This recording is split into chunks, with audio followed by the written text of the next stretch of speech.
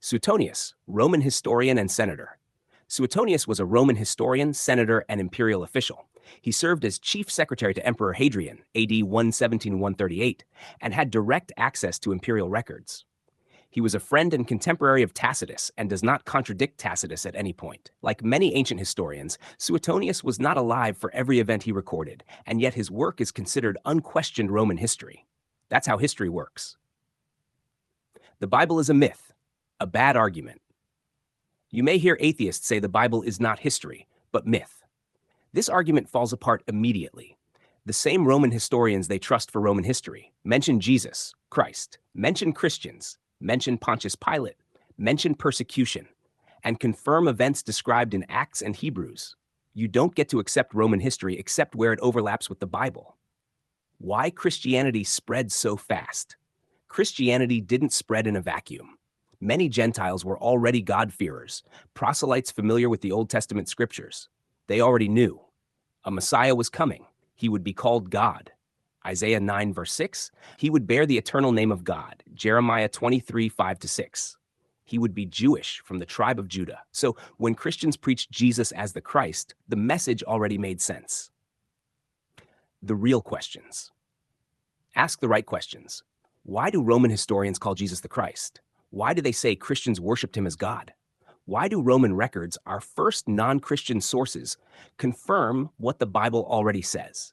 Why do the same historians who give us Roman history also tell us Christ was executed under Pontius Pilate? Suetonius on Christ and Christians. First reference, Claudius, 41-54.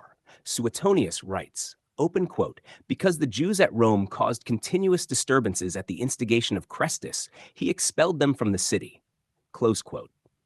Chrestus is a known variant spelling of Christ, essentially the same form used by Tacitus.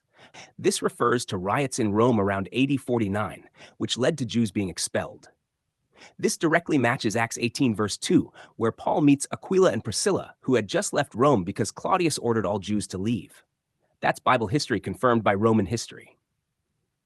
Second reference, Nero, AD 54-68. Suetonius also writes about Nero, open quote, punishment was inflicted on the Christians, a class of men given to a new and mischievous superstition.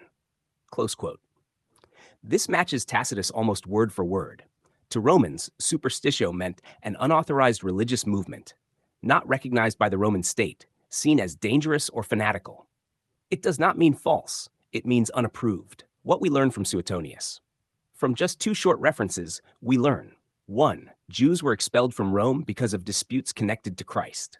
2. Christ's teachings were already causing major unrest among Jewish communities. 3. Christians were known as a distinct group. 4. They were persecuted under Nero. 5. Romans viewed Christianity as a new and dangerous belief. This lines up exactly with Tacitus, Pliny, and the Book of Acts. About Pontius Pilate. Here's a challenge no skeptic can meet. Show one Roman historian who mentions Pontius Pilate in the 1st century. It doesn't exist. Why? Because most Roman histories do not survive from that period. Yet the same 2nd century Roman historians who give us trusted Roman history mention Pontius Pilate, mention Christ, and put them in the same sentence. You don't get Pilate without Christ.